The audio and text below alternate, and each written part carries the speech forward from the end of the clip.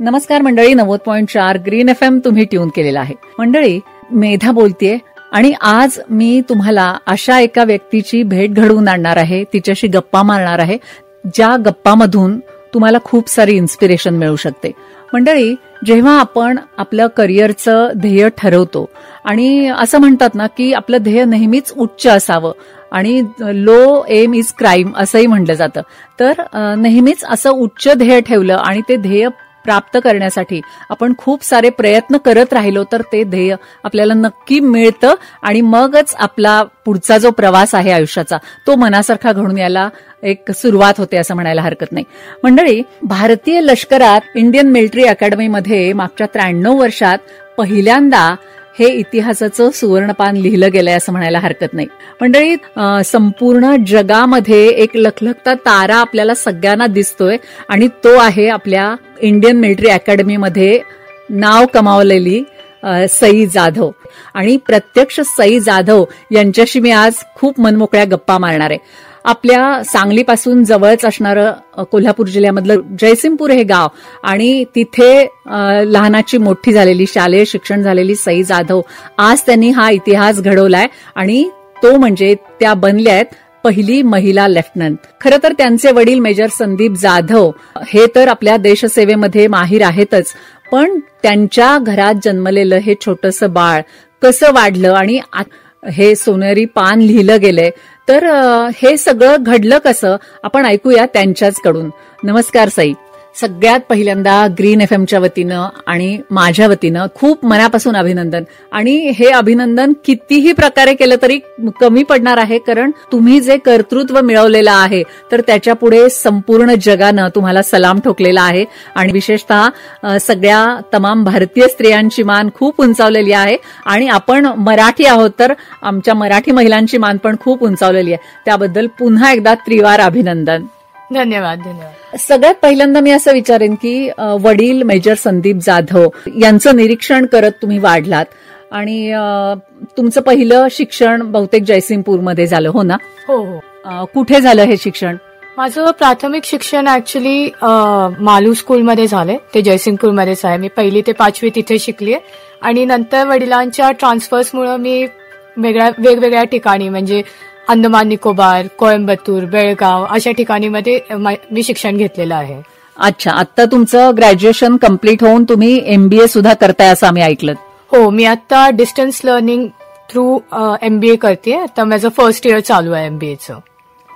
किती छान. म्हणजे शिक्षण सुरू असताना हे एवढं मोठं कर्तृत्व तुम्ही गाजवलेलं आहे. आता मला असं विचारायचंय की घरात हे सगळं मिलिटरीचं वातावरण होतं आणि जिथं जिथं वडिलांची बदली झाली तिथं तिथं तुम्ही त्यांच्यासोबत गेला होतात, तिथे सगळं वातावरण सगळं मिलिटरीचंच बघितलेलं होतं. मग असं कुठं एखादं स्वप्न बघितलेलं होतं की मलाही बाबांसारखी देशसेवा करायची, का त्यांच्यातला तो सगळा स्ट्रिक्टपणा बघून किंवा ते वातावरण खूप स्ट्रिक्ट आहे, आपल्याला जमेल की नाही असं वाटून काही वेगळं स्वप्न बघितलं होतं? काय सांगाल? तसं सांगायचं म्हटलं तर माझ्या घरात डिफेन्सची परंपरा आहेच. गेले 4 पिढ्या, आता मी 4थी पिढी आहे जी डिफेन्समध्ये आहे. सो ते वातावरण घरामध्ये होतच. ते मोटिवेशन लहानपणापासूनच होतं, सगळ्यांचे किस्से ऐकून, पणजोबांचे, मामा आजोबांचे जे फायटर पायलट होते आणि माझ्या बाबांबरोबर सगळीकडे फिरल्यामुळे ते वातावरण बघितलेलंच होतं आणि त्यातनंच इन्स्पिरेशन आणि मोटिवेशन मिळालेली लहानपणापासूनच की मला जॉईन करायचंच होतं आर्मी. आता जॉईन करायचं होतं आणि मग तुम्ही ग्रॅज्युएशन कम्प्लीट केलं, पण हा जो प्रवास होता म्हणजे आपण म्हणलं की IMA मधून तुम्ही हे सगळं ट्रेनिंग पास केलं, पण हा जो सगळा प्रवास होता तर त्याची सुरुवात कशी झाली? आणि जरी तुमचं स्वप्न होतं तरी वडिलांचा सपोर्ट किंवा घरच्यांचा बाकीच्यांचा सपोर्ट तो कसा होता ते सुद्धा मला ऐकायला नक्की आवडेल.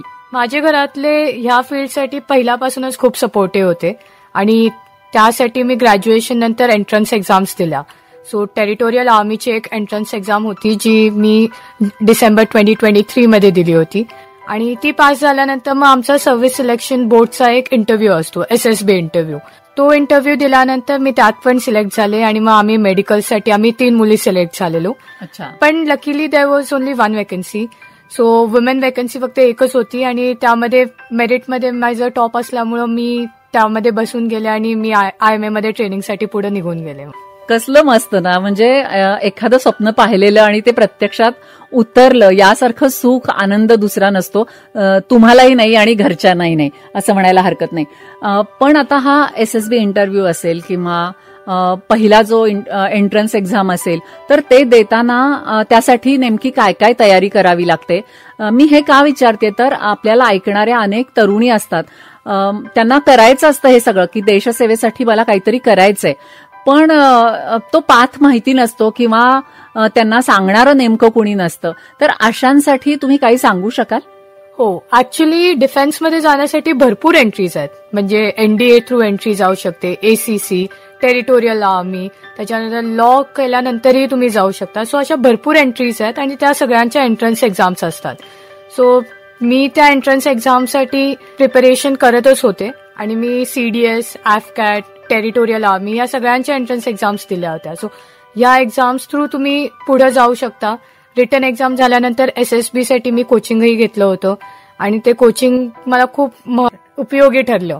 ह्यातनं आपली पर्सनॅलिटी पण दिसून येते SSB इंटरव्ह्यूज थ्रू. सो जर सगळ्यांना, म्हणजे मी तर सगळ्या मुलींना हेच सजेस्ट करेन आणि गाईड करेन की तुम्ही डिफेन्ससाठी नक्की ट्राय करा, कारण हे खूप खूप गर्वशाली असं फील्ड आहे आणि आपण एक आपल्या देशासाठी काहीतरी करण्याची आपली एक वृत्ती पण त्यातनं दिसून येते. सो भरपूर एंट्रन्स एक्झाम्स आहेत, त्याच्यावर फक्त तुम्ही websites like join territorial army, join Indian army, AFCAT, CDAC या खूप अशा वेबसाईट्स आहेत गुगलवरती ज्याच्यावर तुम्ही कायम लक्ष ठेवायचं जावं, त्याच्यावर नोटिफिकेशन्स येतच राहतात. खूप मोलाचा सल्ला तुम्ही इथं आपल्या या सगळ्या मैत्रिणींसाठी आपल्याला ऐकणाऱ्या दिलेला आहे. आणखी एक महत्वाचा मुद्दा येतो तो म्हणजे फिजिकल फिटनेस. तर त्यासाठी तुमच्या बाबांनी तुम्हाला लहानपणापासून काही सल्ला दिलेला होता किंवा तुमच्याकडून काही करवून घेत होते किंवा काही स्पोर्ट्सची आवड होती किंवा हे सिलेक्शन झाल्यानंतर मग फिजिकल फिटनेस राहावा म्हणजे त्यामधून तुम्ही बाहेर पडू नये यासाठी काही प्रयत्न केलेले होते? मला लहानपणापासूनच स्विमिंग खूप आवडत होतं, त्यामुळे मी स्विमिंग करतच होते इतकी वर्ष. पण ज्यावेळी माझं सिलेक्शन झालं त्यानंतर मी माझ्या फिजिकल फिटनेसवर खूप इम्पॉर्टन्स देऊन काम केलं. मी रोज रनिंगला जात होते पुण्यामध्ये आणि तसंच मी बाकीचे एक्सरसाइज पण करत होते जे मला खूप उपयोगी आले. आणि ज्यावेळी आपण ट्रेनिंगला जातो त्यावेळी खरं कळून येतं की ह्या फिजिकल फिटनेसचा किती इम्पॉर्टन्स आहे. जर आपण आधीपासूनच तयार असेल तर ते ट्रेनिंगही खूप सोपं होऊन जातं आपल्यासाठी. सो फिजिकल फिटनेसवर नक्कीच सगळ्यांनी भर द्यावा अशी माझी सजेशन आहे. नक्कीच नक्कीच. खरंच लहानपणापासूनच एखादं ध्येय उराशी बाळगून त्या दिशेनं जर आपला प्रवास चालू राहिला तर नक्कीच एखादी गोष्ट आपण अचीव्ह करू शकतो. हेच लेफ्टनंट सई जाधव यांच्याशी बोलत असताना आपल्याला लक्षात येतंय. एकूणच हे सगळे प्रयत्न तुम्ही केलेत आणि ते फुलफिल झाले आणि याचा रिझल्ट जेव्हा तुमच्या हातात आला तर तेव्हा पहिली रिएक्शन काय होती? ज्यावेळी मला रिझल्ट कळला त्यावेळी माझ्या आधी माझ्या पेरेंट्सना आधी कळालेलं, कारण त्यांनी वेबसाईट बघितलेली माझ्या आधी, त्यामुळे ते सगळेच इतके खुश होते. त्यांनी मला येऊन सांगितलं, त्यामुळे तो खूप आनंदाचा क्षण होता. कारण त्यावेळी सगळीच जण माझ्या बरोबर होते. माझे वडील, आई, आजी आणि माझा भाऊ, आम्ही सगळे एकत्र होतो. त्यामुळे तो क्षण असा एकदम अविस्मरणीय क्षण होता असं म्हणायला काय हरकत नाही. बरोबर. आता इथून पुढचा प्रवास कसा असेल? म्हणजे खूप खडतर असेल, जे ट्रेनिंग मिळणार आहे ते खूप खडतर असेल की काय असेल? थोडक्यात काय सांगाल? ऍक्च्युली जे आमचं ट्रेनिंग झालेलं IIM मध्ये तेच खूप चॅलेंजिंग होतं. सो त्यातनं आता बाहेर पडल्यावर ऑफकोर्स पुढचंही खूप असणारच आहे, पण आता त्याची आम्हाला सवय झाली आहे आणि आता ते खूप इंटरेस्टिंग झालं आहे. सो आणखी एक इंटरेस्टिंग प्रश्न माझ्या मनात येतोय की IIM मध्ये जेव्हा तुमचं ट्रेनिंग सुरू होतं तर मगाशी तुम्ही म्हणालात की फिजिकल फिटनेसचं पण खूप महत्व आहे, त्याबद्दल पण आपण सगळ्यांना सांगितलं. पण तिथे आपल्या फिजिकल फिटनेसचा आणि मेंटल फिटनेसचा कस लागतो? कशा पद्धतीनं तिथं ट्रेनिंग घेतलं जातं? ऍक्च्युली तिथलं ट्रेनिंग इतकं चॅलेंजिंग आहे की ते आपल्याला फिजिकली आणि मेंटली खूप टफ बनवतं. फिजिकली म्हणजे आम्हाला 10 किलोमीटर्स, 20 किलोमीटर्स, 30 किलोमीटर्सचे रनबॅक्स आम्ही केलेत, ते पण असे हिली एरियाजमध्ये जे देहरादूनमध्ये पूर्ण हिल्स आहेत, अलॉंग विथ 30 kgs और 25 kgs बॅकपॅक. सो ते इतकंच फिजिकली टेस्ट करणारी आमच्यासाठी गोष्ट होते आणि त्याबरोबर ते फिजिकली एक्सरसाइज करताना मेंटल स्ट्रेंथ पण खूप गरजेची असते, कारण मेंटली सुद्धा आपण स्ट्रॉंग असेल तरच आपण ते फिजिकल ऍक्टिव्हिटीज करू शकतो. तो आम्हाला IMA मधनं फिजिकली आणि मेंटली फिट केलंय असं म्हणायला हरकत नाही.